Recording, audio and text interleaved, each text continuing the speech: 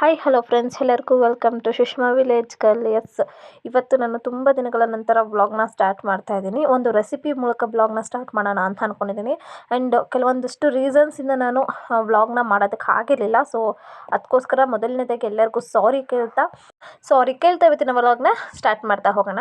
ಇವತ್ತು ಬಂದು ನಾನು ಅವರೆಕಾಳು ಪಲಾವ್ ಮಾಡ್ತಾಯಿದ್ದೆ. ಸಿಂಪಲಾಗಿ ಮನೇಲೇ ಕ್ವಿಕ್ಕಾಗಿ ಮಾಡ್ಕೊಳ್ಳೋದು ಅಂತರ ಒಂದು ಅವರೆಕಾಳು ಪಲಾವ್. ಮೊದಲನೇದಾಗಿ ಸ್ವಲ್ಪ ಎಣ್ಣೆ ಬಿಟ್ಟು ಸಾಸಿವೆ, ಕರಿಬೇವಿನ ಸೊಪ್ಪು, ಒಂದು 4 ಹಸಿಮೆಣಸಿನ್ಕಾಯಿ, ಪಲಾವ್ ಎಲೆ, ಚಕ್ಕೆ, ಲವಂಗ, ಪಲಾವ್ ಸ್ಪೈಸಸ್ ಏನೇನು ಹಾಕೊಬೋದು ಅದನ್ನೆಲ್ಲ ಹಾಕ್ಕೊಂಡು ಚೆನ್ನಾಗಿ ಫ್ರೈ ಮಾಡ್ಕೊಬೇಕು. ಅದಾದಮೇಲೆ ಅವರೆಕಾಳು ಹಾಕೋಬೇಕು. ಅವರೆಕಾಳನ್ನ ನೀಟಾಗಿ ಬಿಡಿಸಿ ತೊಳೆದು ಹಾಕೋಬೇಕು. ನಾನಿಲ್ಲಿ ಚಿತ್ಕದ ಅವರೆಕಾಳು ಏನು ಹಾಕಿಲ್ಲ, ಡೈರೆಕ್ಟ್ ಅವರೆಕಾಳನ್ನೇ ಹಾಕಿರೋವಂಥದ್ದು, ಎಳೆದಿತ್ತು. ಸೊ ಅದಕ್ಕೋಸ್ಕರ ಅದು ಹಾಕಿ ಚೆನ್ನಾಗಿ ಒಂದು 20-25% ಎಣ್ಣೆಯಲ್ಲಿ ಚೆನ್ನಾಗಿ ಹುರ್ಕೊಬೇಕು. ಅದಾದಮೇಲೆ ಸ್ವಲ್ಪ ಈರುಳ್ಳಿನ ಹಾಕ್ಕೊಂಡಿದ್ದೀನಿ. ನೀವು ಬೇಕಾದ್ರೆ ಜಾಸ್ತಿ ಬೇಕು ಅಂದರೆ ಜಾಸ್ತಿ ಹಾಕ್ಕೊಬೋದು. ನಾನಿಲ್ಲಿ 1.5 ಗೆಡ್ಡೆ ಈರುಳ್ಳಿನ ಹಾಕ್ಕೊಂಡು ನೀಟಾಗಿ ಫ್ರೈ ಮಾಡ್ಕೊತಾ ಇದ್ದೀನಿ. ಅಂದರೆ ಈರುಳ್ಳಿ ಕಂಪ್ಲೀಟಾಗಿ ಬ್ರೌನ್ ಕಲರ್ ಬರಬೇಕು, ಅಥವಾ ಲೈಟ್ ಬ್ರೌನ್ ಕಲರ್ ಆದರೂ ಆಗಬೇಕು. ಆ ಥರ ಫ್ರೈ ಮಾಡ್ಕೊಬೇಕು. ನೀವು ಇಲ್ಲಿ ನೋಡ್ತಾ ಇರ್ಬೋದು, ಈ ಥರ ಬ್ರೌನ್ ಕಲರ್ ಆದಮೇಲೆ ನಾನು ಒಂದು 3 ಟೊಮೆಟೋನ ಕಟ್ ಮಾಡಿ ಇಟ್ಕೊಂಡಿದ್ದೆ. ಸೊ ಟೊಮೊಟೊನು ಕೂಡ ಹಾಕ್ಕೊಂಡು ನೀಟಾಗಿ ಫ್ರೈ ಮಾಡ್ಕೊತಾ ಇದ್ದೀನಿ. ಒಂದು ಸಲ ಚೆನ್ನಾಗಿ ಹುರ್ಕೊಬೇಕು. ಈ ಥರ ಹುರ್ಕೊಳ್ಳೋದ್ರಿಂದ ಟೊಮೆಟೊ ಒಂದು ಸ್ಪೈಸಸ್ ಏನಿರುತ್ತಲ್ಲ ಅದು ತುಂಬ ಚೆನ್ನಾಗಿ ಬಿಟ್ಕೊಳ್ತಾ ಹೋಗುತ್ತೆ. ಹುಳಿ ಅಂಶ ಅನ್ನೋಂಥದ್ದು ಅದನ್ನು ಚೆನ್ನಾಗಿ ಬಿಟ್ಕೊಬೋದು. ಈಗ ನಾವು ಟೊಮ್ಯಾಟೊ ಹಾಕಿದ ಮೇಲೆ ಎಷ್ಟು ಬೇಕೋ ಅಷ್ಟು ಉಪ್ಪನ್ನು ಸೇರಿಸ್ಕೊಂಡು, ಜೊತೆಗೆ ನಾನು ಮಸಾಲೆ ಪುಡಿ ಹಾಕ್ಕೊತಾ ಇದ್ದೀನಿ. ಅಂದರೆ ನೀವು ಡೈರೆಕ್ಟ್ ಸ್ವಲ್ಪ ಗರಂ ಮಸಾಲ, ಅರ್ಶಿಣದ ಪುಡಿ ಇದನ್ನೆಲ್ಲ ಹಾಕೊಬೋದು, ಧನಿಯಾ ಪುಡಿ ಎಲ್ಲ. ಬಟ್ ನಾನು ಅದನ್ನೆಲ್ಲ ಒಂದು ಮಿಕ್ಸ್ ಥರ ಮಾಡ್ಕೊಂಡಿದ್ದೆ. ಸೊ ಅದನ್ನು ಸೇರಿಸ್ಕೊಂಡಿದ್ದೀನಿ. ಅಂದರೆ 1 ಸ್ಪೂನ್ ಧನಿಯಾ ಪುಡಿ, 1 ಸ್ಪೂನ್ ಅರ್ಶಿಣದ ಪುಡಿ, 1 ಸ್ಪೂನ್ ಗರಂ ಮಸಾಲ ಎಲ್ಲನೂ ಹಾಕಿ ಮಿಕ್ಸ್ ಮಾಡಿಟ್ಕೊಂಡು ಅದನ್ನು ನಾನು ಇವಾಗ ಸೇರಿಸ್ಕೊತಾ ಇದ್ದೀನಿ. ಸೊ ಸೇರಿಸ್ಕೊಂಡು ನೀಟಾಗಿ ಮಿಕ್ಸ್ ಮಾಡ್ಕೊಂಡಿದ್ದೀನಿ. ಅದು ಕಂಪ್ಲೀಟಾಗಿ ಎಣ್ಣೆ ಬಿಡಬೇಕು, ಅಲ್ಲಿ ಗಂಟೆ ಬಿಡಬೇಕು ಅದನ್ನು ಬೇಯೋದಕ್ಕೆ. ಬನ್ನಿ ಈಗ ನಾವು ಅಷ್ಟರಲ್ಲಿ ಅಕ್ಕಿನ ವಾಶ್ ಮಾಡ್ಕೊಂಡು ಬರೋಣ.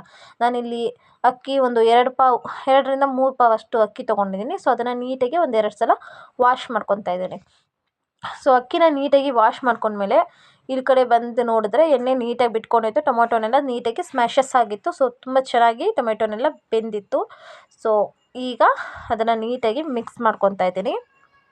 ಈಗ ಇನ್ನೊಂದು ಸಲ ಎಲ್ಲನೂ ಮಿಕ್ಸ್ ಮಾಡಿಕೊಂಡು ನಾನು ತೊಳೆದಿಟ್ಟಿರುವಂಥ ಅಕ್ಕಿ ಏನಿತ್ತಲ್ಲ ಅದನ್ನು ನಾನು ಇವಾಗ ಸೇರಿಸ್ಕೊತಾ ಇದ್ದೀನಿ. ಅಕ್ಕಿನ ಸೇರಿಸ್ಕೊಂಡು ಒಂದು ಸಲ ಆ ಒಂದು ಮಿಕ್ಸ್ ಏನಿತ್ತಲ್ಲ ಅದ್ರ ಜೊತೆ ನೀಟಾಗಿ ಮಿಕ್ಸ್ ಮಾಡಿಕೊಂಡೆ. ಯಾಕಂದರೆ ಅದು ಎಲ್ಲ ಉಪ್ಪು ಖಾರ ಎಲ್ಲ ನೀಟಾಗಿ ಅಕ್ಕಿ ಜೊತೆಗೆ ಹೊಂದ್ಕೊಬೇಕು ಅಂತ. ಈಗ ಎಷ್ಟು ಹದಕ್ಕೆ ಬೇಕೋ ಅಷ್ಟು ನೀರು ಹಾಕಿ ಸ್ವಲ್ಪ ಕಾಯಿ ತುರಿ ತುರಿದಿಟ್ಕೊಂಡಿದ್ದೆ, ಕಾಯಿ ತುರಿನೂ ಸೇರಿಸಿ ಈಗ ಅದನ್ನು ನೀಟಾಗಿ ಮಿಕ್ಸ್ ಮಾಡ್ಕೊತಾ ಇದ್ದೀನಿ.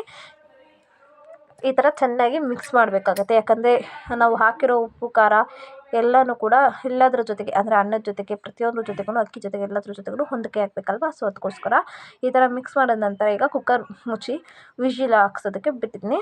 ಸೊ ವಿಜಿಲ್ ಹಾಕ್ಸಿದ್ರೆ ಅದ್ಭುತವಾದಂಥ ಸಿಂಪಲ್ ಪಲಾವ್ ರೆಡಿ ಆಗ್ತಾ ಹೋಗುತ್ತೆ.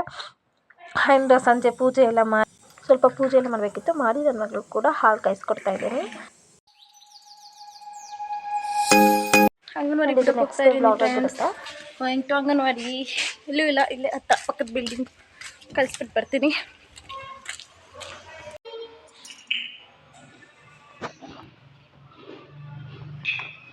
ಏನದು? ನೋಡಿ ನನ್ನ ಮಗಳು ಏನೋ ವರ್ಕ್ ಮಾಡ್ತಾ ಇದ್ದಾಳೆ. ಬರ್ಕೊಟ್ಟಿದ್ದೆ, ಸೊ ಅದ್ರ ಮೇಲೆ ಮುಚ್ಚಳ ಹತ್ರ ಅನ್ನಿಸ್ತಾ ಇದ್ದಾಳೆ. ಮತ್ತು ಸಂಜೆ ಪೂಜೆ ಇತ್ತು. ಸೊ ದೀಪ ಹಚ್ಚಬೇಕಾಗಿತ್ತು. ಯಾಕಂದರೆ ಪ್ರತಿ 5 ದಿನದವರೆಗೂ ನಾನು ದೀಪ ಹಚ್ತೀನಿ ಅಂತ ಅಂದ್ಕೊಂಡಿದ್ದೆ ಕಾರ್ತಿಕ ಮಾಸದಲ್ಲಿ. ಸೊ ಅದಕ್ಕೆ ಎಲ್ಲನೂ ದೇವ್ರ ಮನೆಯೆಲ್ಲ ರೆಡಿ ಮಾಡಿ ದೀಪ ಹಚ್ಚಿ, ಮಕ್ಕಳಿಗೆಲ್ಲ ದೀಪ ಹಚ್ಚಿ, ಜೊತೆಗೆ ದೇವಸ್ಥಾನ ಹತ್ರ ಹೋಗಿ ಅಲ್ಲೂ ದೀಪ ಹಚ್ಬಿಟ್ಟು ಬಂದೆ.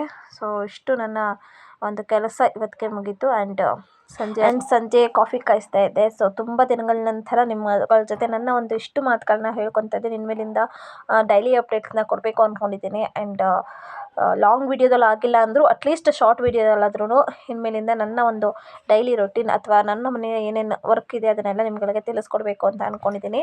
ಸೊ ಇನ್ಮೇಲಿಂದ ಮಿಸ್ ಮಾಡದೆ ನನ್ನ ವೀಡಿಯೋಸ್ನ ನೋಡ್ತಾಯಿರಿ, ಇದೇ ರೀತಿ ಸಪೋರ್ಟ್ ಮಾಡ್ತಾಯಿರಿ ಅಂತ ಹೇಳೋದಕ್ಕೆ ಇಷ್ಟಪಡ್ತೀನಿ. ಆ್ಯಂಡ್ ಬನ್ನಿ ಈಗ ಮನೆಯಲ್ಲಿ ಎಲ್ಲರಿಗೂ ಕಾಫಿ ಕಾಯಿಸ್ತಾ ಇದ್ದೆ, ಟೀ ಕಾಯಿಸ್ತಾ ಇದ್ದೆ. ಸೊ ಅದರದ್ದು ಒಂದು ಕ್ಲಿಪ್ನ ತೊಗೊಂಡೆ ಆ್ಯಂಡ್ ವೀಡಿಯೋನ ಕಂಟಿನ್ಯೂ ಮಾಡ್ತಾಯಿದ್ದೀನಿ. ಇವತ್ತು ಬಂದು ಶನಿವಾರ ಆಗಿದೆ. ನಾವು ಆಯುಧ ಪೂಜೆ ದಿನ ಗಾಡಿಗೆ ಪೂಜೆ ಮಾಡಿಲ್ಲ. ಸೊ ಇವಾಗ ದೀಪಾವಳಿ ವಾರ ಅಲ್ವಾ. ಸೊ ಇವತ್ತು ಪೂಜೆ ಮಾಡೋಣ ಅಂತ ಅಂದ್ಬಿಟ್ಟು ಬೆಳಗ್ಗೆನೇ ನಾನು ನನ್ನ ಹಸ್ಬೆಂಡ್ ಇಬ್ಬರೂ ಮಾರ್ಕೆಟ್ಗೆ ಹೋಗ್ತಾಯಿದ್ದೋ. ಸೊ ಆಗ ಹೋಗ್ಬೇಕಾದ್ರೆ ಸಿಕ್ಕಂಥ ಕೆಲವೊಂದಿಷ್ಟು ಪಿಕ್ಚರ್ಸ್ಗಳನ್ನ ನಿಮ್ಗಳ ಜೊತೆ ಶೇರ್ ಮಾಡಬೇಕು ಅನ್ನಿಸ್ತು. ಸೊ ಅದಕ್ಕೆ ಶೇರ್ ಮಾಡ್ತಾಯಿದ್ದೆ.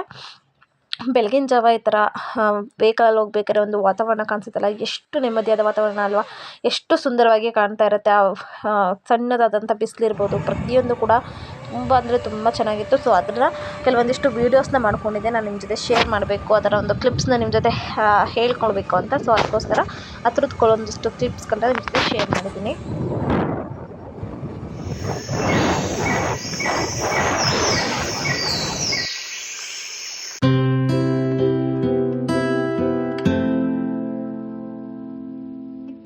ನಮ್ಮ ಮುಂಬರಿಗೂ ಕೂಡ ಒಂದಿಷ್ಟು ಪೂಜೆಯನ್ನು ಮಾಡೋದು. ಜೊತೆಗೆ ಇವತ್ತಿನ ಬ್ಲಾಗ್ನ ಇಲ್ಲಿಗೆ ಎಂಡ್ ಮಾಡ್ತಾ ಇದ್ದೀನಿ. ಮತ್ತೆ ಸಿಗೋಣ ನೆಕ್ಸ್ಟ್ ಬ್ಲಾಗಲ್ಲಿ. ಇದೇ ಥರ ಸಪೋರ್ಟ್ ಮಾಡ್ತಾ ಇರಿ, ಸಬ್ಸ್ಕ್ರೈಬ್ ಮಾಡ್ಕೊತಾ ಇರಿ. Thank you for watching.